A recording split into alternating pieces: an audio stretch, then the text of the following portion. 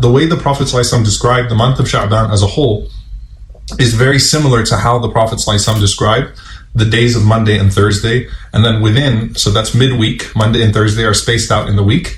And then within the day, the time after Fajr and the time after Asr, which are, if you think about Monday and Thursday, they correlate to Fajr and Asr in the day. Sha'ban is the month between Rajab and Ramadan, right? And that's why the Prophet ﷺ said it's a forgotten month and people overlook it.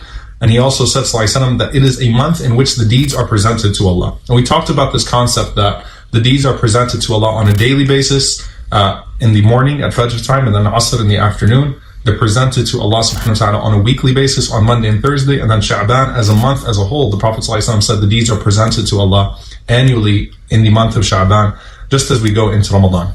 Observing the 15th day of Sha'ban in fasting is sunnah, not because it's the 15th of Sha'ban, but because it's the 15th of the month. So the 13th, 14th, and 15th of every Islamic month should be observed in fasting to achieve that sunnah. So that's number one. Number two, every single night is special, all right? Because the ability to connect to Allah every night, as I tell people on the last 10 nights of Ramadan, don't wait until the odd nights, don't wait till the 27th night to push yourself. Every night is a chance to repent. Every night is a chance to connect to Allah and His glory and His majesty, as He offers that opportunity every single night. Fi kulli layla, right? So whether it's Laylatul Qadr or not, you might be forgiven on that night because you had a sincere moment of connection to your Creator and your Lord that particular night. All right? So every single night is an opportunity to do something to connect to Allah subhanahu wa ta'ala.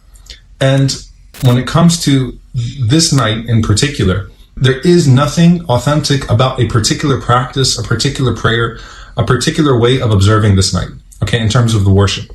However, some of the scholars mentioned just by the collection of the narrations, even if the vast majority of them are fabricated and weak, that there's enough there to say that, in general, a person should spend the night in worship and, in the way that the Prophet ﷺ would worship on a regular basis. So in Qiyam, in Quran, and things of that sort. So that is there. That's what Hafidh ibn Rajab rahimahullah said.